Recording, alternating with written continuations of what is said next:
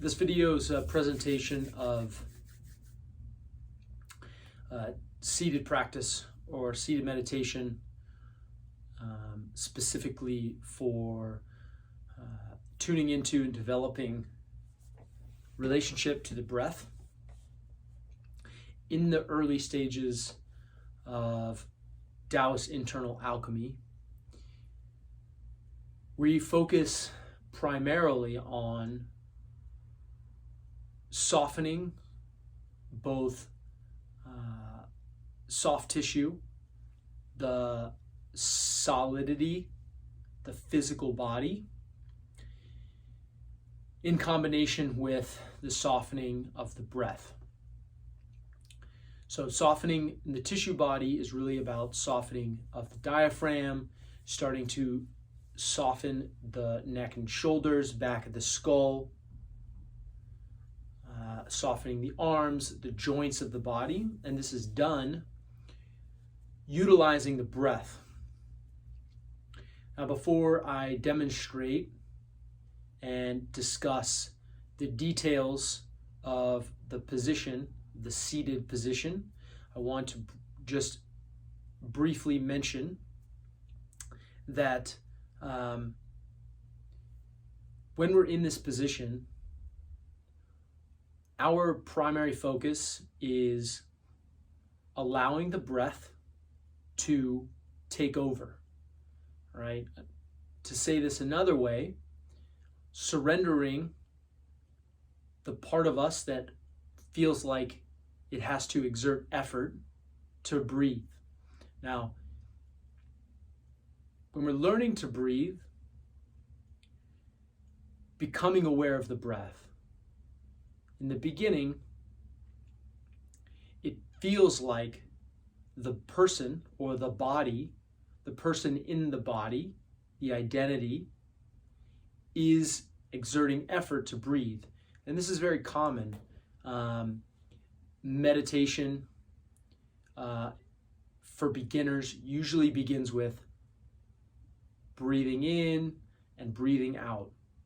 And this is good, but it is a very beginner phase. And we are, as beginners, always in a beginner's mindset. We are paying attention not to the thoughts that are coming through the head, which is very common in the Eastern practices of meditation that have been presented to us in the West, right? Mindfulness practice, really paying attention to the mind, observing the thoughts, letting go of the thoughts. This is one type of meditation. But it's very common for people who have practiced maybe many, many years of mindfulness to get stuck. We can get stuck in the practice or the mentality of just observing the mind. And so the benefits of meditation can very easily be lost as we get into the habitual nature, the habitual pattern of simply just observing only a portion of our experience, which would be what is in the head. So we can spend many, many years in a meditation practice, and people will say this, they say, I have a meditation practice that I've been practicing meditation for many years, for 5 years, 10 years, whatever it is, right? We can still be disembodied. We can still be disconnected from the body, even after having years and years of meditation. So what this particular practice is doing and allowing us to contact is how the mind, as a metaphorical control center, awareness, as a spotlight, can be utilized to come into deeper contact with a somatic experience, with what it feels like to be in the body. And not only that, but what does the body feel like in relationship to the patterns of breath. So if we're speaking about tension, which is something that's going to come up quite often in this practice, physical tension that's stored in different places of the body, The body itself, yes, there's tension stored in my shoulders or my neck or my chest or my back, right? The tension is held to a degree in the physical body. And we want to take it a step further. We want to start to begin to feel how tension is actually something that is stored in the breath. Okay? This is often overlooked in Eastern traditions that are taught in the West that sometimes skip steps. Right? We're focused again on the effort that's required to breathing. Breathe in, deep breath in, deep breath out. But when we're holding a lot of tension in the body, those deep breaths in and those deep breaths out, they may release a little bit. We may feel a little bit more relaxed, but the underlying tension in the breath is not addressed. It's not illuminated. We aren't bringing awareness into the places in the body and in the breath specifically where tension is being held. Why is this important? The body is a very intelligent organism, far more intelligent than the human intellect. The body, we could look at it as like a tree, right? Trees, for our purposes as human beings, not to anthropomorphize too much here, but trees aren't just trees. Trees they are in symbiosis with their environment. The tree doesn't exist separate from the rest of its environment around it. The tree is doing the tree things, is drawing energy and nutrients and sugars up from the roots to produce leaves, to then draw in CO2 from the air and then produce oxygen. And there's these processes that are happening that the tree is going through. But the tree itself, we could say for our purposes right now, the tree doesn't exert effort, okay? And we want to acknowledge this as we drop into our own body. There is a way in which the body exists in a way apart from the egocentric identity of the human being. I am Adam Bear. I like these foods. I like to do these activities. I am this. I am that. I feel this. I feel that. That's only an aspect of what's really going on. But when I tune into my body is really where the stories, where the traumas, where all of the accumulated energies of my life in this life and maybe lives past, lives future, lives present are residing. And I want to, as I develop and refine my energy and refine my relationship to the body, I want to surrender. I want to give over the effort to the intelligence of my system, to the intelligence of my body, and ultimately to the intelligence of the breath of life, okay? Many esoteric texts, the Bible being the most common, refer to this breath of life, right? In the Bible, forget about the religious aspects of it, in the Bible, the supreme intelligence of the universe breathes life into the human body. And this breath is a continuation. It never stopped. That creative intelligence of the universe or the multiverses, all of creation, never stopped breathing into the body. That creative intelligence, that life force, is still and will continue to breathe life in the human body, just as it breathes life into the trees, just as the tides move, just as birds fly. We are in a dance. We are active participants in creation. And we are active and we are participating through our awareness. So here we go. I've decided that I want to develop a meditation practice. I decided that I want to release chronic tension from my body. I've decided that I want to tune into my emotions. I've decided that I want to release stored negativity in my body. Where do I begin? I begin here with a seated practice. Okay, so you'll notice I'm in my rolly chair here. I have the ability to go up and down. For most of you, you're not going to necessarily have the ability to adjust your height in this way. And for those of you who have a fixed seat that you're going to be working with, the first thing is you want to identify a chair that has a mostly flat sitting surface, right? The best example of this would be like a dining room chair. A chair that's not too low, a chair that's not too high, but a chair that more or less brings your knees into a parallel alignment with the floor. That's a base level. From there, you can add cushions, you can fold a yoga mat, add a blanket or a towel, and you want to get yourself in a position that allows your waist, your hips, in this case the hip crease, to be slightly above the knees. Okay, this is important because as we sit, we want the spine to be nice and straight. We want to be upright. As soon as the knees are at the same level as the pelvis, or in some cases higher, it creates this fold where the spine has to actually round in. And once those knees are higher or at the same level or higher than the hips, it becomes very difficult to then sit up straight for longer periods of time, which is what we're going to be developing the stamina to do. 3 minutes, 5 minutes, 10 minutes, 15 minutes, 20 minutes, and so on and so forth. We want to be able to sit upright. We want to feel at ease. We want to connect with this length through the spine. Okay, the legs are going to be wider than you might think. Some people have more narrow stance. I like to take a wide stance because I don't want my knees to feel like they're falling out to the sides. So my feet, my ankles, and my knees are basically going to be stacked on top of each other so that when I fully relax my body, my knees aren't falling in too much and they're not falling out too much. They're just resting on top of my ankles and my feet. This is allowing me to connect and allowing energy to move down through the body into the floor, into the earth, right? That's first. So we get a nice stable base. Second thing is going to be sitting out further on the edge of the chair. You can't see this here, but my genitals are just beyond the edge of the chair.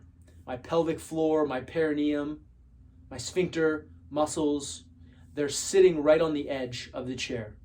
Okay, and this is allowing open space in the genital region, the creative force. I'm going to be working with this space, this dantian, and this space that I'm creating here is opened up by not sitting fully back on a chair in a reclined position like this. I'm not sitting back here like this, right?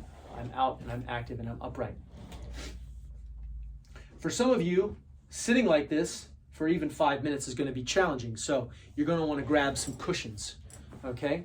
If you already have a severe hunch in your spine, or you're not used to sitting upright like this, like you might see commonly in an image or a picture of somebody seated in a lotus position with a nice straight spine, that might not be you. So what you're going to do is you're going to put some cushions, get some nice cushions back here behind your back. The cushions are not so that I can lean back, right? I'm not going to recline back into the cushions because you can see that my spine is then not in alignment. I'm not straight. I'm not going to be reclining here. I want to be seated upright. The cushion should be such that the pressure pushes into my back, promoting or encouraging me to sit up straight. Yeah. So we're moving away from this kind of hunch, which is what we often do when we're sitting at a computer, we're sitting at the table or whatever, into a more upright position, and we're going to start to line up the ways in which we get into this position. So once you've established the cushions, or maybe you already have a straight spine and you don't need the cushions, you're going to sit upright, knees, ankles in alignment, feet flat on the floor, pelvic floor on the edge of the chair. Genitals are either resting just at the edge of the chair or just outside of the chair. All right, and now we have two main structural adjustments that we're going to focus on as we move through this practice. We're going to keep coming back to check in and see how we're doing and tuning into how our body position, our structure, our posture is either inhibiting, disempowering, or empowering and encouraging correct spinal alignment for easy energy flow, easy flow of awareness to move through the different spaces, the different cavities of the spine, the abdominal cavity, thoracic cavity, or the head. We want to be able to move fluidly throughout the space. So we're putting ourselves in this position to develop the ability to tune into different spaces in the body. All right, so from here, wow, we're at 15 minutes already. Fantastic. I'm going to rest my hands on my knees. In later practice, we start to get into this hands resting in front of the belly button. But it's okay to just begin with our hands right here. This allows the arms to fully relax, the shoulders to fully relax. We want to feel nice and heavy in the shoulders. All right? Okay, first spinal adjustment is going to be the navel. Okay? So again, common pattern in our modern culture is going to be for the belly to kind of hang forward. The pelvis is tilting anterior. It's tipping forward, right? What this is doing is creating an unnatural arch in the spine. Okay, I'm going to just accentuate this by pulling on my sweatshirt here, right? When my pelvis is tipped forward, you can see this curve, this arch in the low back. Now what I'm going to do is I'm going to actively pull my belly in, and you can see how my spine flattens out, okay? When the belly pulls in, and you can kind of see the action in the pelvis, right? My pelvis is going from tipping forward. I'm lifting, I'm pulling, gently pulling the navel toward the spine, flattening out the lumbar. Okay, that's the first adjustment. The second adjustment is we're going to do pretty much the same thing with the chin. Again, common pattern in our modern culture, because we have the belly out, we have the anterior pelvic tilt, is to lift the chin and create, again, an unnatural, excessive curve in the neck. Okay, I have my hoodie on. It's going to be more difficult to see, but you can see how my chin, when it lifts up, it's creating this curve in my spine, in my neck. So the navel and the chin are sort of working in tandem. I'm pulling my belly in, flattening out the low back, spinal column, the lumbar, vertebral column, and then I'm going to drop my chin just slightly closer to my chest, not all the way, but just slightly. And you will notice this adjustment when it's being done properly, because the back of the skull will feel like it's stretching and lifting away from the shoulders and the bottom portion of the cervical column, the bottom of your neck, where your shoulders and your neck meet. Okay, so the chin drops slightly. I'm feeling the lift from the crown, which is the back portion of the top of my skull, is lengthening up to the sky.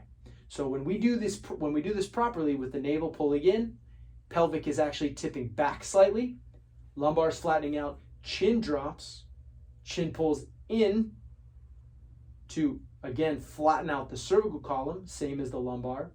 And then we lift from the crown. We are actually encouraging the stretching of the spinal column, the lengthening of the spinal column.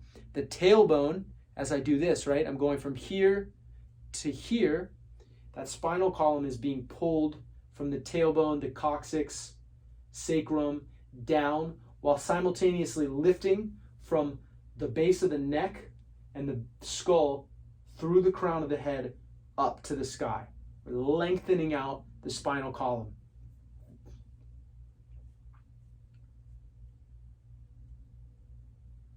This is very important. As we start to move energy and refine the breath, start to tune into the breath, start to deepen in, we want this channel to begin to open up so that we can access the ease that is our nature, the breath, that breath that's happening with us, inside of us, that breath is being given to us. There's not effort required. So when we put ourselves in this position, we're actually allowing the body to also release the effort. Now, in the beginning, when you're practicing this seated meditation technique, there's going to be some effort, right? We're not used to sitting in this position and making these adjustments. So we are expecting that's going to feel a bit unnatural. And we are going to work to continuously come back into a proper alignment. All right. In follow-up videos, I'm going to discuss the specific details of breathing how to release the effort from breathing and begin to observe and witness, to participate with the body as the body's intelligence takes over with the breath, thereby softening muscle tissue, feeling more into the energetics of the body, working with the diaphragm, relaxing the diaphragm, starting to massage the internal organs, and develop a deeper relationship to the entire body as a system that's breathing, that's being breathed, in order to release stored inertia and trauma in the body. Thanks for tuning in. Please leave your comments below. Adam Bear, thank you so much.